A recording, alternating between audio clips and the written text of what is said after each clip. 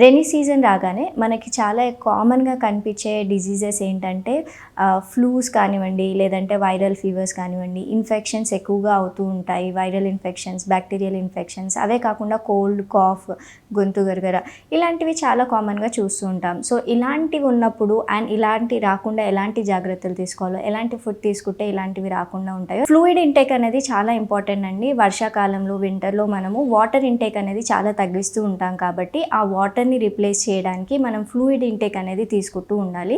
So fluids వచ్చేసి మనకి soups ద్వారా, లేదంటే క్లియర్ సూప్స్ ద్వారా, అలాగే లిక్విడ్ వాటర్ వెజిటేబుల్స్ కానివ్వండి, లేదంటే వాటరీ ఫ్రూట్స్ కానివ్వండి, ఇలాంటివి ఇంక్లూడ్ చేసుకున్నప్పుడు మనకి ఫ్లూయిడ్ కంటెంట్ కూడా ఇంటాక్ట్గా ఉంటుంది.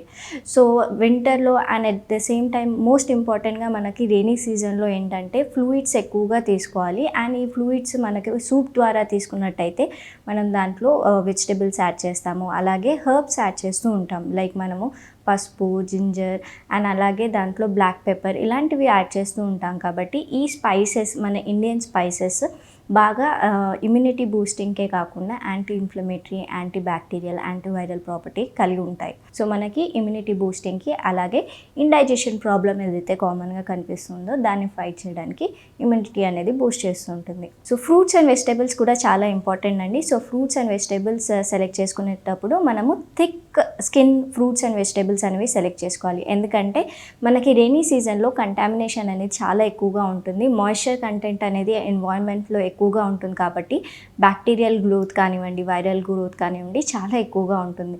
సో థిక్ స్కిన్ ఉన్న ఫ్రూట్స్ కానివ్వండి, వెజిటేబుల్స్ కానివ్వండి మనం సెలెక్ట్ చేసుకున్నప్పుడు కంటామినేషన్ అనేది తగ్గివచ్చు. And at the same time ఏ ఫ్రూట్స్ అండ్ వెజిటేబుల్స్ కన్జ్యూమ్ చేసినప్పుడు మీరు వాష్ చేసిన తర్వాతే కన్జ్యూమ్ చేయాలి. ఎందుకంటే కంటామినేషన్ లేదంటే బ్యాక్టీరియల్ గ్రోత్, వైరల్ గ్రోత్ ఏదైతే డిపాజిట్ అయ్యి ఉంటుందో దాన్ని వాష్ చేసిన తర్వాతనే ప్రాపర్గా మనము కన్జప్షన్కి లేదంటే ఈటింగ్కి యూజ్ చేయాలన్నమాట. So vitamin C, vitamin A, vitamin E, immunity boosting, antioxidant rich ఉన్న ఫ్రూట్స్ అండ్ వెజిటేబుల్స్ సెలెక్ట్ చేసుకున్నట్టయితే మనకి ఇమ్యూనిటీ బూస్టింగ్కి చాలా హెల్ప్ అవుతుంది.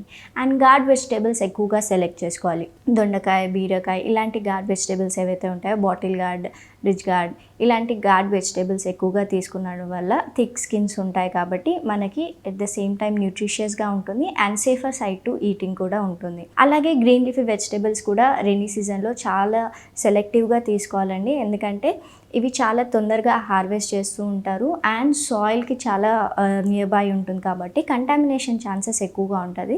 ప్రాపర్గా వాష్ చేసిన తర్వాతే మనం దాన్ని యూజ్ చేయడం చాలా important.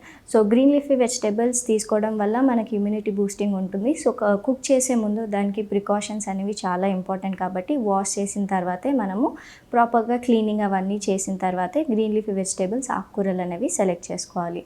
So green leafy vegetables కానివ్వండి, ఫ్రూట్స్ కానివ్వండి మనం ఎక్కువగా కన్జ్యూమ్ చేసినప్పుడు ఏమవుతుందంటే మనకి vitamins and minerals and antioxidants అనేవి చాలా ఎక్కువగా వస్తాయి.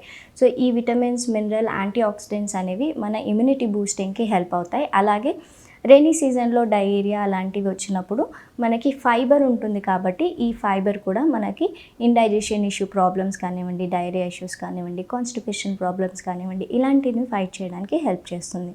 స్పైసెస్ కూడా చాలా ఇంపార్టెంట్ అండి.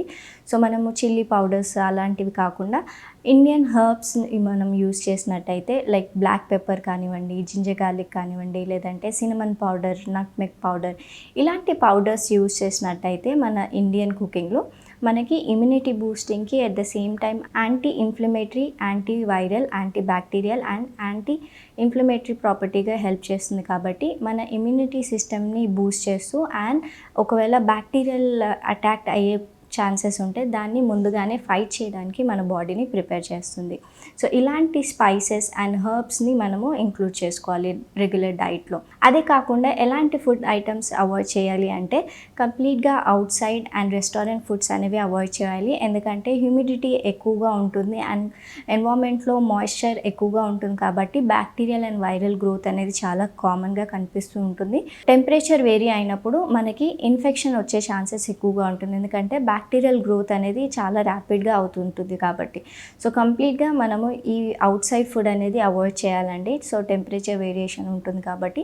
అదే కాకుండా greasy and fatty and deep fried oil ఐటమ్స్ని కూడా అవాయిడ్ చేయాలి. ఎందుకంటే ఎక్కువగా ఫ్యాట్ ఉండడం కారణం వల్ల ఇండైజెషన్ ప్రాబ్లం అవుతుంది and at the same time diarrhoea వచ్చే ఛాన్సెస్ కూడా ఉంటాయి. సో ఇలా ఫ్యాటీ ఫుడ్ కానివ్వండి, లేదంటే గ్రీజీ ఫుడ్, చీజ్ ఎక్కువగా ఉన్నది అనేది కంప్లీట్గా అవాయిడ్ చేయాలి. అదే కాకుండా లైక్ సోడాస్ కానివ్వండి, లేదంటే హై షుగర్ బెవరేజెస్ కానివ్వండి, బేకరీ ఐటమ్స్ కూడా అవాయిడ్ చేస్తే చాలా మంచిది.